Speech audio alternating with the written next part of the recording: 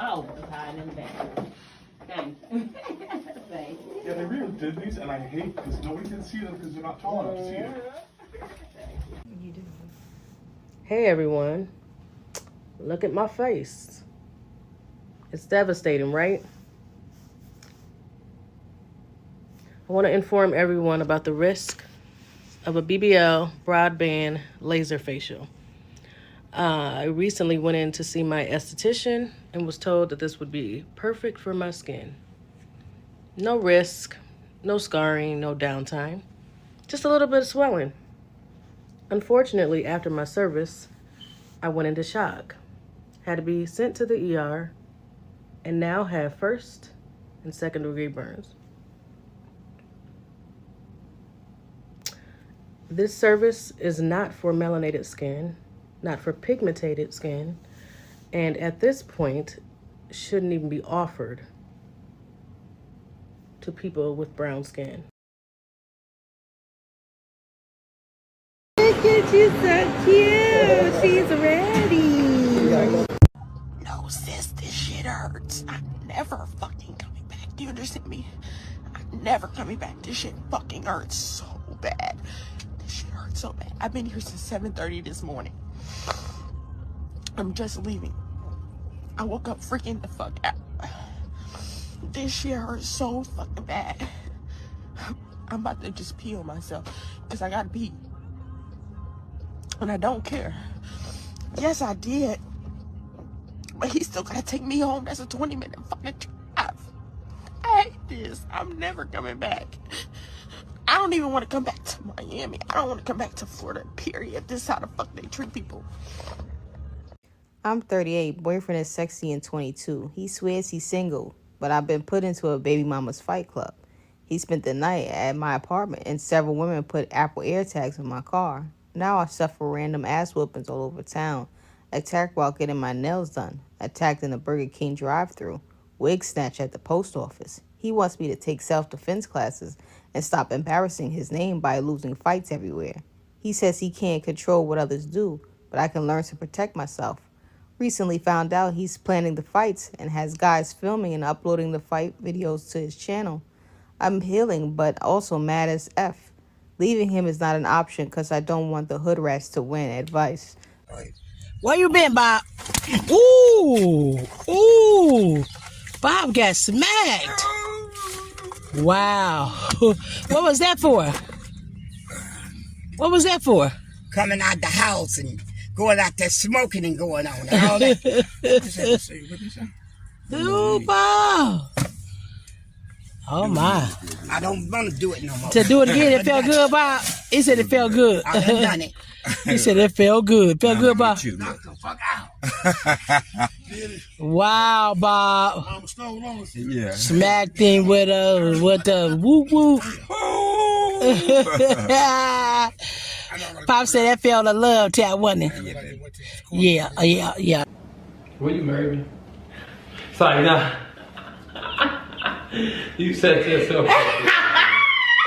The question is, will you marry me?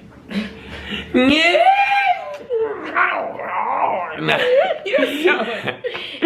Somebody said that. Somebody said, ask her, would you If it was true. All right, then, girl. Here. Got another one. Where's it go? No, babe, that's the wrong finger. Oh, I'm sorry. Come on. This is the real finger I already got. Okay, you got two of them. For love, I give that illustration in the book. You know, we call everything love. We say we make love, that's sexual intercourse. That's not making love, that's sexual intercourse. You know? There is no definition for love. We don't even know what it is. We have affection.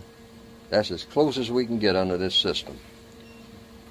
A decent definition, a true definition for love is yet to be manufactured, because we yet have to have a situation that you can measure.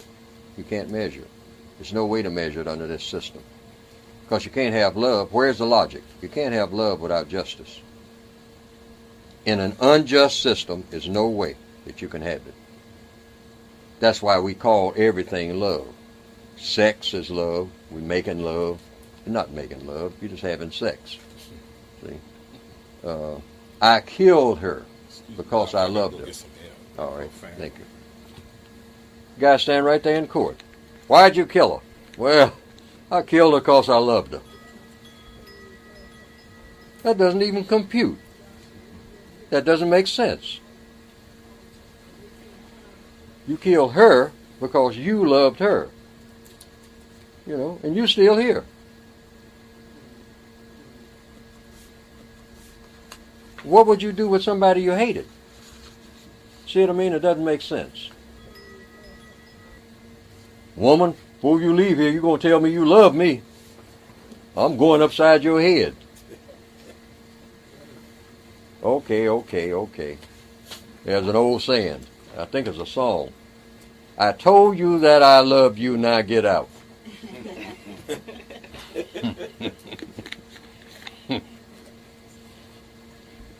It's no good. People tell you that they love you on their own. You got to ask. Forget it. Whatever that's supposed to mean, let them do it.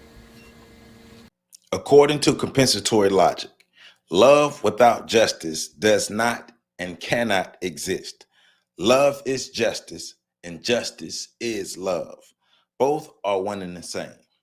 The question is, what is the best and correct way to begin the process of producing love between and among the people of the known universe, both white and non-white? The answer is, it is correct to say that you love non-white people or that you love white people. It is correct to say that you love. It is incorrect to say that you love any people. Do not try to find reasons to say that you love people. Do not confuse wants, desires, needs, and fascinations with love. Instead, try to establish a condition that will produce white people and non-white people who love themselves and each other without saying that they do and without thinking that they could do anything other than love themselves and each other by practicing justice and correctness. Welcome back to On the Shoulders of Giants. Happy Monday. I am Joseph Ward, and once again, we are reviewing Neely Fuller's landmark book, The United Independent Compensatory Code System Concept, a compensatory counter-racist code, a textbook workbook for thought, speech, and or action for victims of racism. And we are continuing Area 6, which is politics, picking up on page 187 at the bottom, at the note part of 187. So you see at the beginning of the video, the clips with the BBLs going wrong and the alterations to the body. The one young lady had the burns on her face, and the other young ladies had the BBLs. The beginning of the video with the BBL, the end BBL, and then it went into the love. You're seeing different aspects of love. So we're going to get into all of that, right? And how does that apply? So do not tell people that you love them. Wait for them to tell you that they love you. When a white person uses the word love, ask him or her if he or she loves you. If he or she says yes, ask why. If he or she says no, ask why not. Study the comments and answers that you receive. As long as white supremacy exists, and as long as the confusion that white supremacists have produced through the use of words dominates the ways that non-white people think, speak, and act. The word love may or may not have a definition that can be agreed upon, applied, and at the same time understood. And that's one of the things he was talking about in the clip. What is love? So from my observation and my research, love for us, especially Black people in this day and time, it's not even remotely real, especially with lowest marriage rates. But if love is justice and justice is love, then yes, true love does not exist. But our perception of love, or the way we practice love, is more of romance, is more of sex, it's more of transactions. What can you buy me? Where can you take me? What lifestyle can you put me in? It's not something that's codified, something that's rooted in morals and values, and correct morals and values that produce justice and correctness. the love that we experience and the love that we engage in is more of something that does help to prop up the system of white supremacy.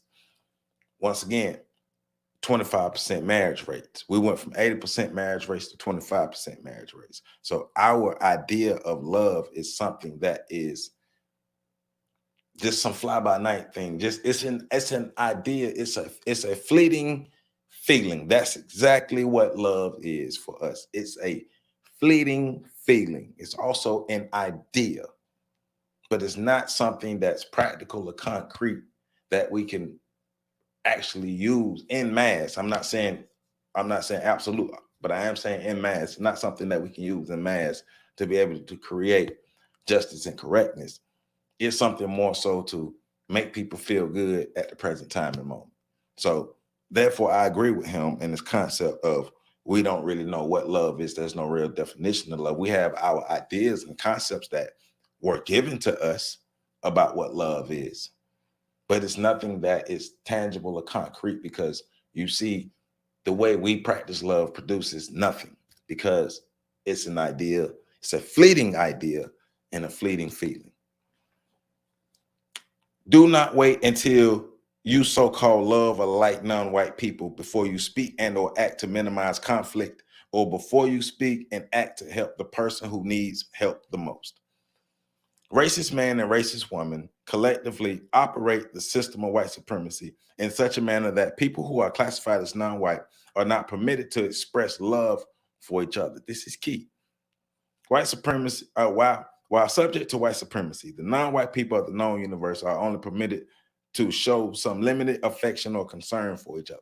Limited affection or concern, but look at how we treat each other. There's no real love. We don't even treat each other right. I'm not going to say in mass we don't like each other, but there's enough of influence of us not liking each other. There's enough visibility of us not liking each other out there to produce a overall narrative and help push a narrative that we don't like each other. But we know there's a good amount of people that don't like each other. Black people, we're in a dire position, and we have to get back to the basics. We have to get codified. Everything we do, every concept, every aspect has to be codified, and it has to make sense to be something that can produce justice and correctness in all areas of human activity. Right? This is what Neely Fuller is saying. If we were going to get it together, especially in the area of love, because love is more so connected to that sex part. And he also, remember, in the beginning of the book, he said sex is the second most powerful force behind white supremacy. It gets people moving. It gets things done. While trying to help non-white people do the constructive things that need doing, do not praise them. Do not denounce them. Now, this is something that is new to me. I know he said it before, but we read it last video, but it's new. So let's go further into it, right? There is reason to believe that many non-white people, while subject to the system of white supremacy, do not react in a constructive manner to praise, to denunciation, and or to most criticism. True, especially nowadays. Many non-white people have such weak thoughts of their self-worth that they cannot receive praise, denunciation, or criticism and put it to use in a manner that is constructive, right? It'll either go straight to your head or it will demoralize you. And look at the amount of attention that is sought today. People want to be praised. People want to be looked at as something worthy and valuable, rather than understanding that as of right now, we are a cog in the wheel to stop the system of white supremacy. Therefore, it is best and correct to not comment on what non-white people do or say, but instead try to do or say things that are constructively effective in replacing white supremacy. Avoid all non-essential remarks about what other non-white people are doing or not doing in regards to opposing or supporting the system of white supremacy. Now, later on, I'm just saying now, but later on in this section, he talks about not praising the person, but giving compliment to the skills and the abilities and the contribution that the person has made, especially if it was constructive. So if a person was able to help others raise their self-esteem you praise that person for the skill set of helping others to raise their self-esteem, not necessarily praising the person, but praising the skills, right? Because the thing is, in this system of white supremacy, we really don't have too much to praise. Because the only thing that we need to be saving our collective praising energy for is praising the end of white supremacy. This is what he's getting at. Here's another question. Who should be regarded as a hero or heroine? Here we go further into it. The answer is nobody. Nobody. That no, they ain't come out. All right. In the known universe, either people do what they should do or they do not. Most of the time, they do not. When they do what they do, it only means that they are doing what they should have been doing all along, doing the correct thing, the same thing, the justified thing, the thing that produces justice and correctness, the correct thing, right? If somebody needs help, help them. Because that's the correct thing to do. Just like that. Whoever needs the most help, make sure that they get the most constructive help. That's what the code is about. Whoever needs help the most, make sure they get the most constructive help. That should be normal. That's what he's saying. This should be normal. It shouldn't be something that we praise. You shouldn't make a hero out of somebody doing what should be done or what needs to be done. Especially if the overall goal is to produce justice and correctness, unless we lying about it. And we know most people are, because most of the time in the world that we live in, and the cities that we live in,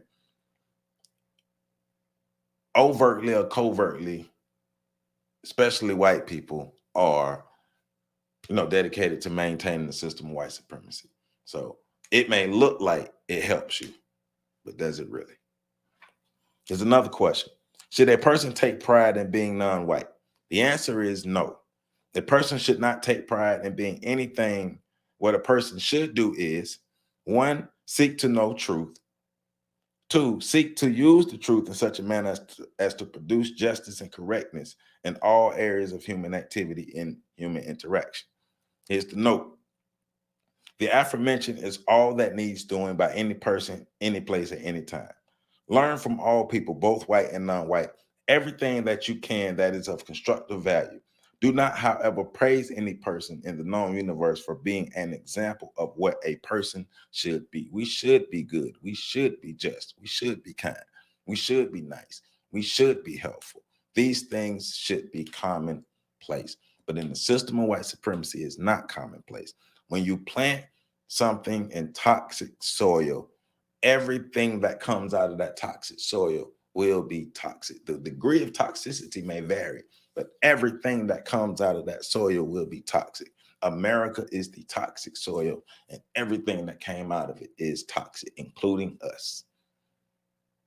Understanding that, that's why we need to get codified, get under the code, and work to end this system so we can get this poison out of our system. Stop calling anything that a non-white person does or says great or something to be imitated for no other reason than what was done or what was said was different or attention-getting. Study what was done or what was said for its true value. Explanation. So many non-white people are so desperate for a so-called hero or role model that they too often give praise to activity that does little or nothing to help the white supremacy. To help end white supremacy, or little to help produce justice. I'm gonna read that again. Many non-white people are so desperate for a so-called hero or role model that they too often praise the activity that does little to help end white supremacy, or little or nothing to help produce justice. Right? Do not worship, idolize, or incorrectly cater to any person because of his or her possessions, knowledge, or appearance of power. Be polite and constructively helpful. But do not belittle yourself or others in order to gain the favor of such people, right? There are a lot of pretenders out here, especially in this conscious space, this Black intellectual conscious space, this Black space, right? It's a lot of pretenders. They speak well, but no tangible outcomes, but they get all the praise. And Neely Fuller is saying, why are we praising people for not producing justice? Why are we praising people for talking about justice? Because, later on, we're going to talk more about the leaders and the spokesperson, because we have a lot of spokespersons, but we don't really, according to compensatory logic, we don't have any leaders, but we have too many spokespersons, right? I'm a spokesperson. By definition, by compensatory logic definition, I'm a spokesperson. Am I working to be a leader? Yes. Now, what is a leader? What is compensatory definition of a leader? Cliffhanger. We're going to get there. Question. What are some of the best and correct things to say in response to any remarks that a person makes when you believe that a person is trying to get you to engage in a conversation with him or her that is non-constructive? The answer is say one or more of the following. And there are 7 things that he's given. 1 is it's best to talk about truth, justice, and correctness. 2, it's best to talk about law of compensation. 3, it's best to talk about doing something constructive. 4, it's best to talk about patriotism, producing justice. 5, it's best to talk about the assignment, ending racism and white supremacy. 6, it is best to talk about counter-racism in the areas of economics, education, entertainment, labor law, politics, religion, sex, war, and counter-war. 7, it is best to talk about producing the quality relationship and or producing universal man or universal woman. The purpose of the aforementioned is to make certain that every conversation is of constructive value to bring an end to all talk that does not produce a constructive result. Right. And in this, for our time now, remember, everybody is not on the path of creating something constructive. So you need to be doing this with constructive people. And remember, Neely Fuller's suggestion was separate yourself from those who are not constructive. If being constructive is not their goal, you shouldn't be around them. Limit your contact with people who are not seeking to produce justice and correctness. If they're not constructive, they're wasting your time. Here's another question.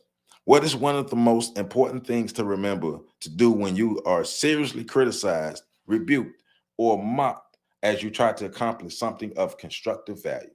Well, what should you do? So the answer is, do not be discouraged. Re-examine what you are doing and why you are doing it. If you believe that you are correct in doing what you are doing, continue to do it. Be persistent, be persistent, be persistent. You will face criticism. You will face opposition. You will be mocked. You will be ostracized. All these things will happen when seeking to produce justice and correctness and end the system of white supremacy. But the reason we're doing this, so the system of white supremacy can no longer exist and we can have a world that is centered on justice and correctness. So we can get rid of the poisonous soil that produces nothing but poisonous outcomes, right? Poisonous, everything that comes out of the soil is poison. We want to replace the poisonous soil with fertile soil so we can only produce justice and correctness. When we have a better world, we can have better people. We got to get rid of the system of white supremacy. So during the existence of white supremacy, it is at all times and at every opportunity correct to speak as if the only nation of government that exists in the known universe is the nation government of white supremacy. During the existence of white supremacy, and according to compensatory counter-racist logic, the words African, Asian, and American are concepts that have the same definition as the people who practice justice. The word justice means balance between people, which means guaranteeing that no person is mistreated and guaranteeing that the person who needs the most help gets the most constructive help. So basically in this, he's saying, for one, every person should produce justice. That should be our ultimate goal of producing justice, especially if you consider yourself a good person, you consider yourself conscious or woke or whatever. It should be all about producing justice. But he's also talking about actual actual countries, actual governments versus the concept of a country and the concept of a government. And this is what he's getting into. He's saying white supremacy is the only country, the only true country, and the only true government that exists in the known universe. America is a concept that exists within the system of white supremacy. Africa is a concept, or all the countries in Africa are concepts that exist within the system of white supremacy. All the Asian countries are concepts that exist within the system of white supremacy. All the South Pacific countries are concepts that exist within the system of white supremacy. Because a country or a government should produce justice. And because justice is not produced throughout the world, everything is a concept of a country or a concept of a government of what it should be. But because this is not what it exactly is, it's a concept. Now, white supremacy is what it exactly should be: destructive, and it's the dominant government and the dominant country system in the world. So therefore, it is real according to compensatory logic. White supremacy is real, but America is a concept of what a country should be, because there's no justice being produced in America. What should you say is the most patriotic speech or action that you or any person can engage in? The answer is speech and or action intended to end white supremacy and replace it with the system of justice. If you're not talking about that, then you're not patriotic. And we're going to get into what a patriot is, right? The system of white supremacy is the most destructive socio-material system now existing among the people of the known universe. Therefore, as long as white supremacy exists, no speech and or action is more patriotic than speech and or action that is intended to end white supremacy. And the most patriotic people in the known universe are the people who are using what they have to replace the system of white supremacy with the system of justice. Any non-white person who seeks to use his or her time, energy, and the materials trying to replace the system of white supremacy with the system of justice is by definition a patriot. Anybody else is a pretender. If what you're doing is not serving the system of justice, then you're serving the system of white supremacy. It's either one or the other. And we know, according to compensatory logic, that justice does not exist. So therefore, by default, we serve the system of white supremacy. Now, if we want to serve the system of justice, then we know what we need to do. And what? The system of who? White supremacy. So whether we like it or not, whether it feels good or not, we all serve the system of white supremacy. Now, that does not mean we cannot be patriots. To be patriotic, once again, means to use all of your means and your resources and your energy and your time to put an end to the system of white supremacy. That is true patriotism. Anything else is serving the system of white supremacy. That's how it goes, folks. That's compensatory logic. That's compensatory logic. You don't have to like it, but it is what it is. Hey, let's end the system of white supremacy if we don't like it, right? Who is the best person to answer the question, who is a victim of racism and white supremacy? The answer is a person who is a victim of racism and white supremacy who exists during the existence of white supremacy.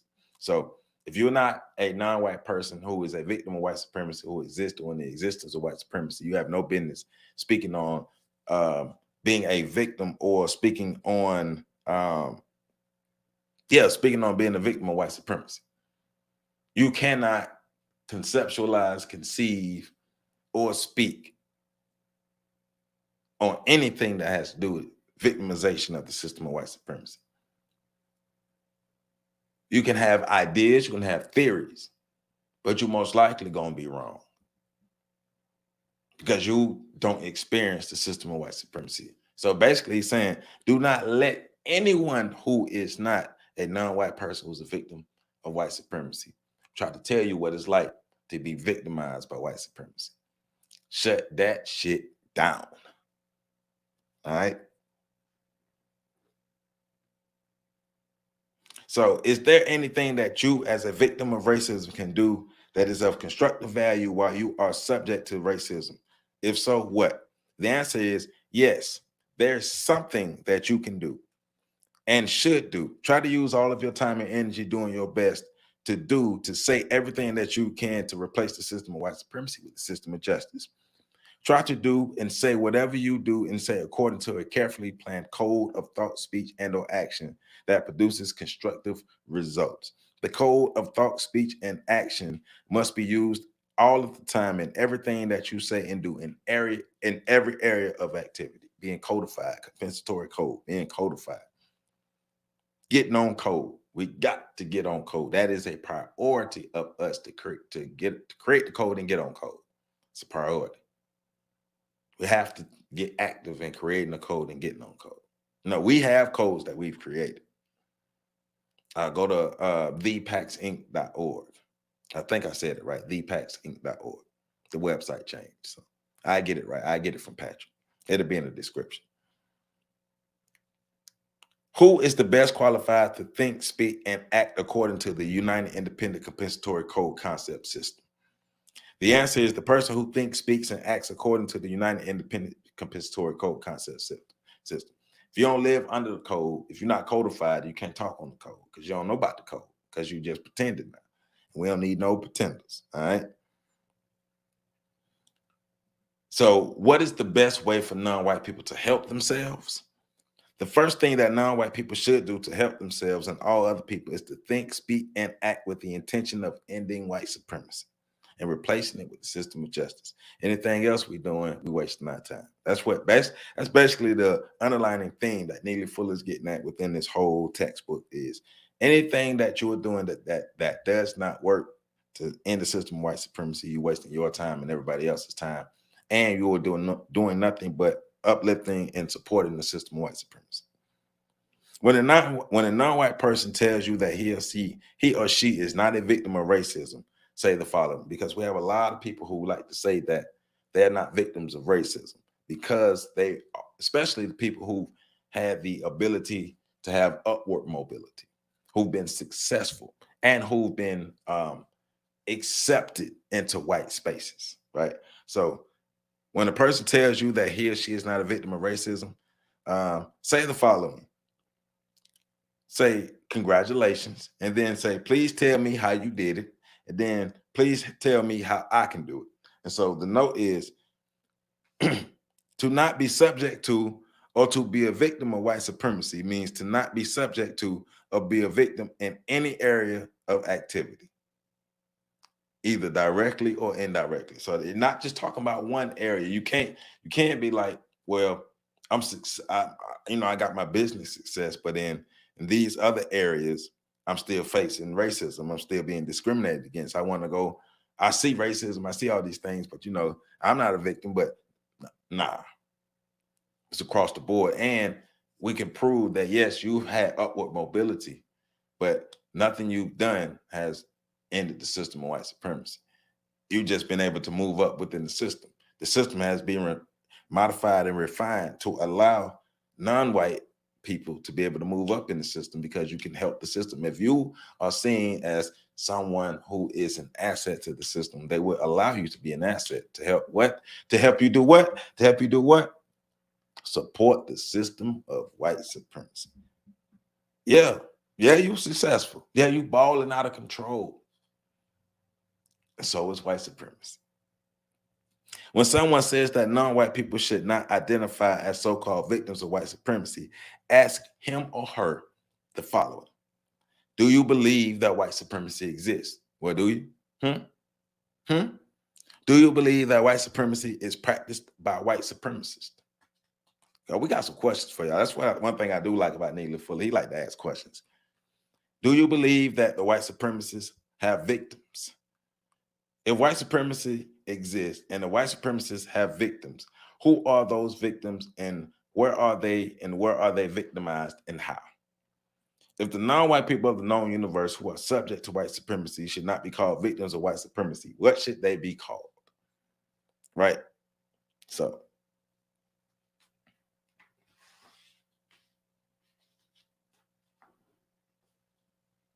that's what we're getting at. We can't pretend like white supremacy doesn't exist because you've been able to find a comfortable place. We know the majority of black people are looking for their comfortable place within the system of white supremacy so they can feel like it doesn't exist. You're just trying to shield yourself from the truth. That's really all it is. You're just trying to shield yourself from the truth. But you're also setting yourself up for your Negro wake-up call. Because every Negro gets their Negro wake-up call, especially within the system of white supremacy, because you are a pet. You are a tool to them. And as the tool, when they get through with you, they throw you away. Don't believe it? Just watch. So now he's talking about black leaders, right? Do not speak for as a representative of another person, particularly on racial matters, unless that person asks you to do so. Express your own views only. Be persistent in trying to explain and or suggest to others what you think should be done in regards to racism and counter-racism. Do not, however, talk about race or racism or counter-racism to people who show by word or deed or by silence that they do not want to listen. Talk about such matters only when people indicate that they want to hear what you intend to say. Stop wasting your time and your breath and your energy on people who don't want to learn about racism, white supremacy, who are not listening. Do what you got to talk to the people who are building. Talk to the people who are working to produce justice. Forget trying to save folk. It's critical time now. We can't save nobody. We just got to work. We got to get to work. Do not be hostile or discourteous in your speech and action toward any other non-white person who does not agree with what you say or what you do in regards to race, racism, and counter-racism. Do not comment on anything that another non-white person says about race or counter-racism unless you are expected to do so or unless you choose to do so by being asked to do so by that person. Only speak for yourself, your own thoughts. Don't try to speak on nobody else. You can't really get into somebody's own thoughts and what they have in their mind. Only speak for yourself. That way you can back up what you say. You can defend what you say. You can't defend what other people say. And we know people try to speak for other folk all the time. Stop speaking for other people. Stop speaking for other people and speak for yourselves. All right? When someone talks to you about black leaders, they say the following. During the existence of white supremacy, there is no such person as a black leader. There are only black spokespersons. During the existence of white supremacy, all of the leaders of black people are white. Those white people who believe in or who practice white supremacy lead black people by using deceit and or direct violence. A black spokesperson is a black person who says things about what is being done and what should or should not be done in regards to black people. A white person who leads not only says, but also does whatever he or she chooses to do with regard to black people. This is the important difference between the so-called black leaders or the black spokesperson and the true leader of black people, a white supremacist. A true leader of black people during the existence of white supremacy is a white person who practices white supremacy because we are following their lead. En masse, we're following their lead to help support the system of white supremacy, taking the rugged individualism ideology, thinking it's all about you, looking for the glitz and glamours, looking to be famous, looking to be all these things here that help you help you be adorned within the system of white supremacy. But it doesn't help to see. That doesn't help to produce justice or correctness. It takes you further away from producing justice and correctness because now you're more intertwined in the system. You can't bite the hand that feeds you. You're not going to give up the lifestyle. So the system of white supremacy continues.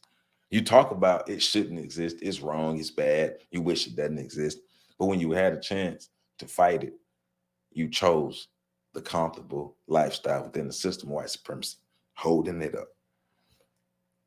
According to compensatory counter-racist logic, the basic qualifications for a black leader are as follows. A black leader must know and understand what white supremacy is and how it works in all areas of activity. A black leader must not be subject to the system of white supremacy, either directly or indirectly in any area of activity, where that eliminates all of us. 3, a black leader must be ready, willing, and able to protect all his or her followers. Right? Leadership that results in justice is yet to be produced. Such leadership does not now exist in any place in the known universe. So let's get to this. So, because this goes to the beginning of the clip, the BBL part of the clip, right? Do not mutilate yourself, deform yourself, or do anything to make yourself appear to be a form of a monster or monstrosity, thing, or a form of grotesque something, or an it that is not a person. All of this augmentation that black people have adopted. Because remember when plastic surgery was a white people thing? Now black people are some of the leading people getting plastic surgery, specifically those BBLs, which have been now learned that BBLs are the most, they have the highest percentage of deaths of all cosmetic surgery. The BBL does. It's not a safe cosmetic surgery, but the idea has been implanted in so many black women's heads that, hey, you're a black woman and you don't have a butt, you're not a real black woman. Because to be a real black woman, you have to have a butt. You have to be the Coke bottle shape. You have to have supple breasts. You have to have a butt. You have to have this specific look. And if you don't have this specific look, then you're not a real black woman and you're not going to get no play, because dudes only want the big booties, the lashes, the pounds of makeup, all these things. You see the lady with the burns on her face, with the laser facial thinking, was convinced, hey, get this and make your skin look better. Hey, because your skin don't already look better. So if a non-white person appears to have talent, ability, or an attractive appearance in any way that is of constructive influence, the white supremacists will many times do or say things to promote the thinking that the non-white person is something other than a person. Because you got to look like the grotesque thing. You got to be Lil' Kim. Lil' Kim is a great example. We seen her transform to looking like Leprechaun in the hood, from a beautiful woman to Leprechaun in the hood. Because she didn't feel beautiful. She was trying to look like Marilyn Monroe. Probably didn't even know that Marilyn Monroe was trying to look like Dorothy Dandridge. So you changed your whole appearance trying to look like a white girl who was trying to look like a black woman. That's the insanity that Neely Fuller talks about. We are insane. Never seek to be any person other than yourself. You are you because you are intended to be you. There's no person in the known universe who is the same as you. There's a reason why you are you. If you try to be like someone who is not you, you will be trying to cancel the reason that you were made to be you. If you cancel the reason that you were made to be you, there's no reason for you to exist. You can find the reason for your existence through the process of existing without trying to be like any other person. You matter. Your existence matters. You are here for a reason. Do not squander your existence trying to emulate what white supremacy told us that we should be. You were created for a reason, and you were beautifully created. Stand in your creation. Love your creation. Love what you are. No other experience can rival your experience. Forget what other people are doing. Your existence is your existence for a reason, right? That's what he's getting at. Do not wish that you were someone else. Regard yourself as being you, and that you were placed into the universe and given an assignment that is directed to you as you. Use all that you have been given and all that you have received to find and complete the constructive assignment presented to you. Seek to discover how to proceed with your assignment by giving great focused attention to the things that happen to you as you are given one problem after another to solve.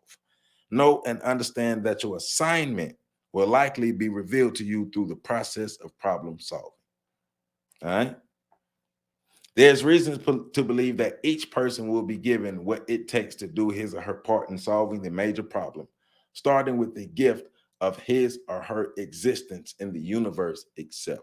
Your total existence is a gift. Be observant. The problem that you should be solving will always be put before you in a manner that you find almost impossible to escape having to try to solve.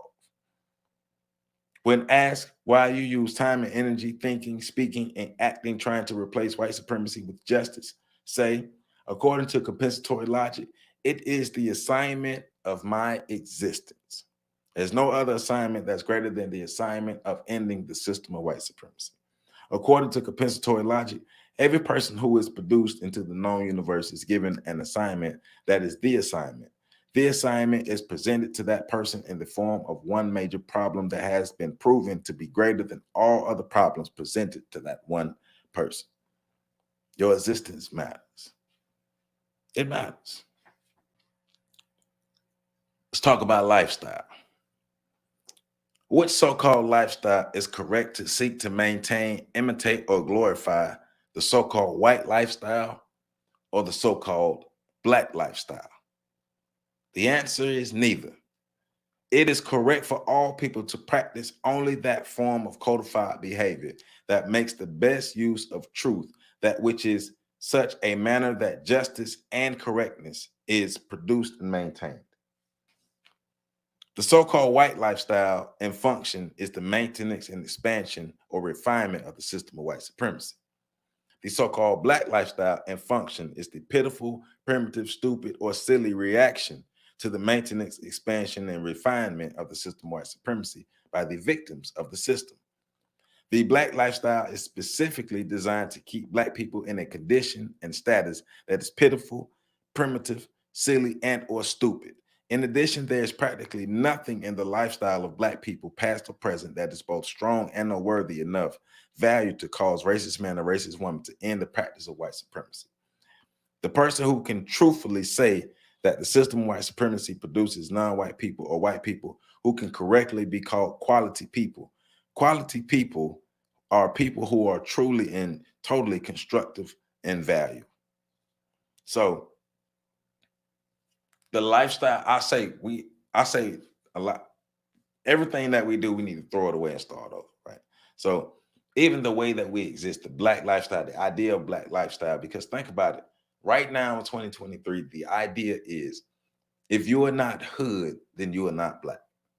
If you don't represent all of the qualities of what is ghetto, hood, or thuggish, or like overtly sexual, about being a scammer or robber, if you don't possess those qualities, then you are looked at as not worthy, not valuable, or even not black.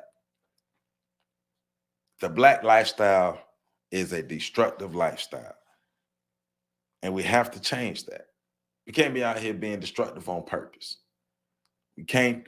That's crazy. The idea of you're not black if you're not hood is appalling to me. Somebody who's from the hood, the idea that all of this negative shit that's in the hood is what being black really is. We're just going to ignore everything else that is black and only concentrate on this because the system says this what works for black people. And we're going to promote this ghetto shit everywhere and make it the standard of living for black Americans. All right. Think of ways to get people to abandon the so-called white lifestyle. Also, think of ways to get people to abandon the so-called black lifestyle, things that are silly and non-constructive, and silly about things that are serious and constructive. Think about ways of producing a universal lifestyle based on the use of truth that in a manner that best helps produce justice and correctness in all areas of activity. What part of the ghetto culture should be promoted? That's the question. What part of the ghetto culture should be promoted? The answer is none. It is incorrect to willfully or deliberately say or do anything that helps to promote or support the ghetto culture, destructive culture. If you help to promote that, you help to promote the system of white supremacy too. Yeah, I said it. An example is talking about sexual conquest, insulting remarks, name calling, using profanity, bragging about possession, stealing, robbing, fighting, maiming, or killing for prestige, trivial possessions, or fun, right? Here's a question. Which gang, club, clique, tribe, group, cartel, organization, or nation should you seek to belong to? The answer is none.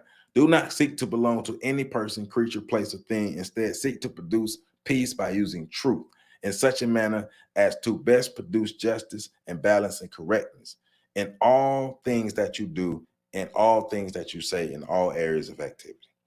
Seek to interact with people, but only in a manner that is designed to produce a constructive result. Do all that you can do to avoid mistreating anyone and give constructive help to the person who is in most need of it the most, or who needs the most constructive help.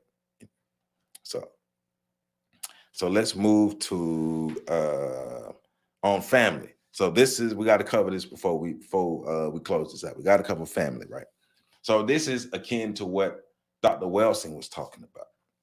So when we get to them, I'll show you the similarities, right? So black males, do not say that you are a man unless you can prove to yourself and to others that you are not subject to the system of white supremacy, and that none of your spouses, mates, or offsprings are subject to the power and or will of any white person who practices white supremacy in any area of any activity. During the existence of white supremacy, and according to compensatory counter-racist logic, it is incorrect for any non-white person to identify himself as a man. It is incorrect for him to identify himself as a person, as a male. Oh, excuse me. It is correct for him to identify himself as a person, as a male person, as a victim of white supremacy racism. Because of the effects of the white supremacy racism, every non-white person is a child. Every white supremacist and racist man, racist woman is a master child molester. I'm gonna have to bleep that out, but yeah, that's what it is. That's what he's saying. They are massive child abusers. What is usually called the black family under the system of white supremacy is, in truth, a victim unit. And remember, Dr. Welsing called it a survival unit, but Neely Fuller is calling it a victim unit. Same thing. A victim unit, generally speaking, is anyone or more non-white person who exists subject to the system of white supremacy. Instead of the words mother or father or parents, the term birth mother or birth father, the person from whom the bodies of other people are produced, could be used. Speak and promote the compensatory counter-racist family as the basic functional family of non-white people. Do this by speaking and or acting to promote each person as being a part of that family during any period in which he or she is directly or indirectly speaking and or acting to efficiently counteract or eliminate racism. A family must justify its reason for existence by serving a constructive purpose. Therefore, in a socio-material system dominated by racism, it is incorrect to attempt to establish any family, tribe, nation, or class except for one purpose. That purpose should be to eliminate racism. And I'm single, so you ladies out there who trying to eliminate racism, build a family, holla at your boy. You know what I'm saying?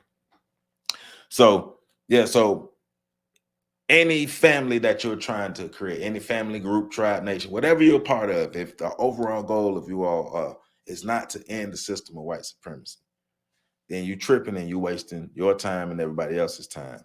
Because remember, you're only supporting the system of white supremacy. If you're not working to end the system, you're working to support it. So whose side are you on? So that is it for today. So this is pages 187 to 220. That's what I read, pages 187 to 220 in Area 6 of politics. Area 6 is a pretty big chapter. I think Areas 6 and Area 8 are the biggest chapters. Area 8 being sex, Area 6 being politics. So hold on, let me find the page where religion starts. Okay. So I am So for next week's video, I am going to be, remember, for this video, if you haven't read from 187 to 220. I mean to 219, excuse me, from 187 to 219. And then for next week's video, I'm reading from 219. The goal is from 219 to 260. But I know I got to work next weekend, but the goal is to 219 to 260. But if I don't get from 219 to 260 because of time, I will get to at least 249. From 219 to 249 at least, but the goal is to 260. So we go ahead and wrap up the section on politics and get into religion. So, hey, think about how we view ourselves, our self-love, self-concept, self-ideas, love, romance, family, all these things. How we view ourselves, how we interact with white people. We have to be codified. We have to be codified. We have to be codified. We have to make sure that we're more than just being reactive and emotional to the system of white supremacy. We're being logical, constructive, correct, and tactical in fighting the system of white supremacy. We have to be proactive and not reactive, and make sure we study everything, because everything has to do with the system of white supremacy. What's the psychology and the logic behind it, and how can we use that to end the system of racism? That's where we at. So, another great video. Remember, get your copy of the book. ProduceJustice.com is the website that you can get the book from. Let me see. Let me look, because I believe it is ProduceJustice.com.